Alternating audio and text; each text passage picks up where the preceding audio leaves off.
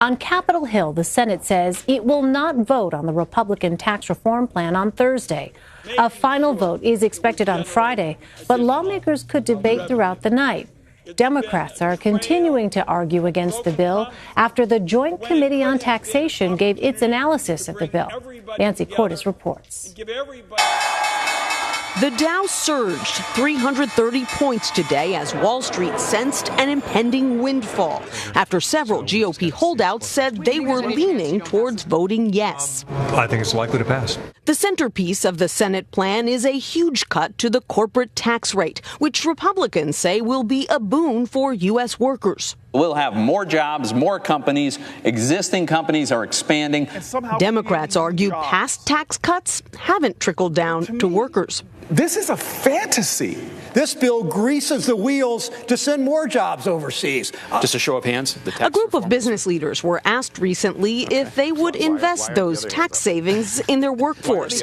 White House economic advisor Gary Cohn was disappointed by the response. Why aren't the other hands up? Delaware Democrat Chris Coons. CEOs of Pfizer, Cisco, Coca-Cola said that's not what we're going to do. If we get a significant rate cut, we're going to give that back to our shareholders in dividends and in stock buybacks. The bipartisan Joint Committee on Taxation projected today that the GOP plan would boost job growth by an extra 0.5% over the next 10 years. The JCT has also projected that the plan's individual tax changes would initially benefit earners at all levels, but those savings would quickly evaporate for those making less than $75,000 a year. Tennessee Republican Bob Corker says that part of the plan needs major work. I wish we could just take the individual side, put it in the trash can, and take it quickly to the incinerator. But many Republicans are worried they'll miss the moment if they tinker with the bill any longer.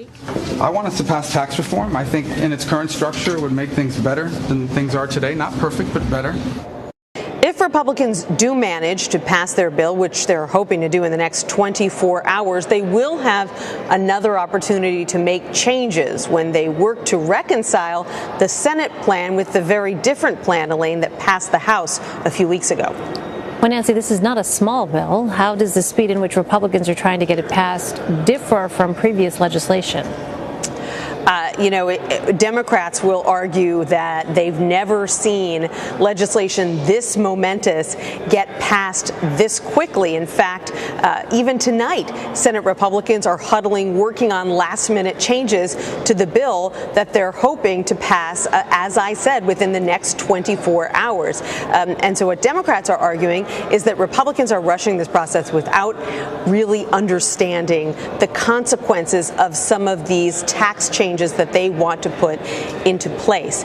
Republicans say, look, we've been talking about this for years. This is not a new issue for us. Everyone knows that Republicans are for tax cuts, and we will still have another bite at the apple over the next couple of weeks as we work to, take the Senate bill and the House bill and figure out ways to merge them into one. And over the course of that process, it's very possible that some of the sticking points that have been somewhat troublesome for GOP deficit hawks in the Senate plan could go away entirely in favor of some of the features of the House bill.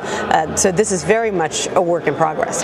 Well, you mentioned businesses looking to use any money they save through this tax plan as a way to buy back shares and basically give back to investors.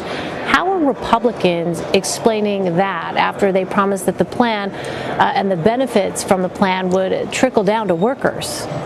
Right. Well, they got a setback on Thursday afternoon when the bipartisan Joint Committee on Taxation basically put the lie to the argument that a lot of Republicans have been making for a long time, which is that tax cuts are going to generate so much economic growth, they're going to broaden the tax base, that they essentially pay for themselves. But what the JCT determined was that these tax cuts, which cost about $1.4 trillion over the next 10 years, they really aren't going to be offset by that economic growth, which may account for about $400 billion or so, but you're still looking at a $1 trillion or so hit to the government's revenues. And that's why, even at this hour, Bob Corker, who is one of those deficit hawks, says he's working with another Republican, Pat Toomey, to cut the cost of the Senate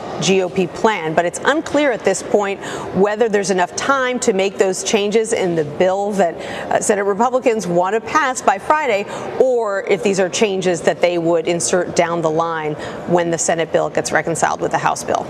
Nancy, I also want to ask you about Democratic Minority Leader Nancy Pelosi calling for Congressman John Conyers to resign. It took some time for her to get to this point. I wonder what you're hearing. Is there the perception that perhaps this is too little too late from Nancy Pelosi?